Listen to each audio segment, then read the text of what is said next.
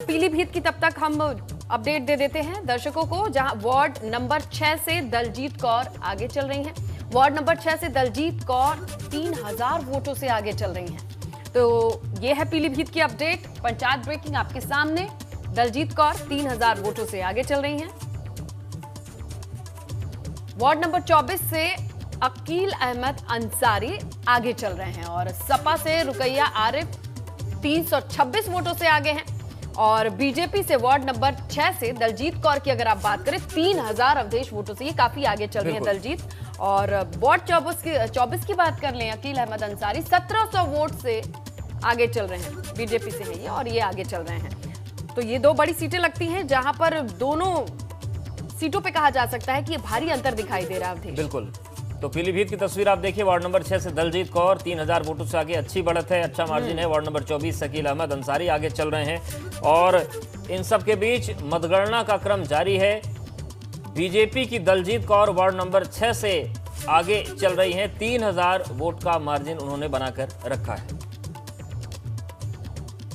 तो ये जो रुझान आ रहे हैं, यहाँ पर प्रत्याशी काफी कॉन्फिडेंस में होंगे, आत्मविश्वास में होंगे। जो अंतर है वो उनको बता रहा है कि विजयश्री, ये तिलक उनके माथे पर सज सकता है। हालांकि सारी तस्वीर स्पष्ट हो जाएगी थोड़ी ही देर में। बिल्कुल। और बहराइच की बात कर लेते हैं। वार्ड नंबर 13 से समाजवादी पार्टी के समर्थित उम्मीदवार आगे हैं। बहराइच में वार्ड नंबर 13 से सपा के नदीम मन्ना आगे चल रहे हैं। वार्ड नंबर 13 से 300 वोट से नदीम आगे। हालांकि रुझान इतना बड़ा ये नहीं है, 300 वोट आगे पीछे बहुत जल्दी हो सकता है, लेकिन फिर भी अभी उनके लिए राहत की सांस है। थोड़ी देर तक वो आश्वस्त रह सकते हैं क्योंकि 300 वोट से नदीम आगे चल रहे हैं। तो बहराइच के वार्ड नंबर 13 का ये रुझान है जहां पर सपा समर्थित उम्मीदवार नदीम मन्ना 300 वोट से आगे चल रहे हैं। बिल्कुल। और देखिए कैसे वक्त के साथ साथ चीजें बदलती जाएंगी या नहीं बदलती हैं। एबीपी गंगा पर लगातार इस मैराथन कवरेज में हम आपको बता रहे हैं और 2:30 बजे तक अवधेश ये समझा जा सकता है कि कई जगहों की तस्वीर काफी स्पष्ट होगी। बिल्कुल। और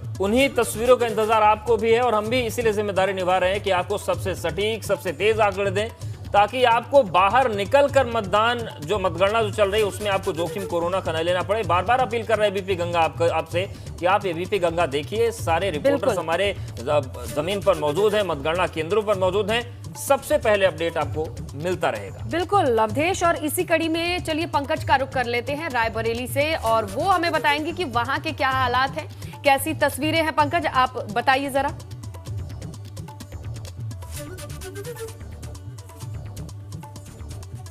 तो लगातार हम बने हुए हैं, आपका वार्ड हो, आपका गांव हो, हर एक डिटेल हमारे पास है और अपील यही है। इस पूरे कवरेज को शुरू करने से पहले भी हमने ये अपील की थी कि घर पर बैठिए, अपनों की चिंता कीजिए, बाहर मत जाइए, भीड़ में मत जाइए, लाइन मत लगाइए, आपको सारी जानकारी मिलती रहेगी।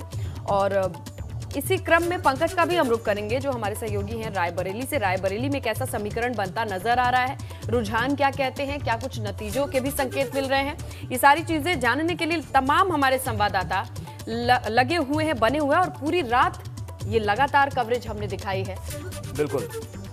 तो 633 सीटों पर रुझान सामने आ चुके हैं। 3050 जिला पंचायत की सीट है और इन सब के बीच बहराइच का जो आंकड़ा है, जो रुझान है, वो सामने है। वार्ड नंबर 13 से सपा के नदीम मन्ना आगे चल रहे हैं और अब तक जो 3050 सीट है जिला पंचायत की, 633 पर रुझान आ गए हैं। कुछ पर परिणाम भी आ गए हैं, लेकिन अभी रुझानों की संख्या ज्यादा। जैसे आगरा की बात करें तो बीजेपी 10 पर आगे चल रही है, फिरोजाबाद में भी सारा शून्य है, सिद्धार्थनगर में 4 पर सपा आगे चल रही है, 1 पर निर्दलीय, जबकि यहाँ पर 45 सीटें हैं। संत कबीर नगर की बात करें 30 सीटें, लेकिन अभी परिणाम नहीं आए हैं।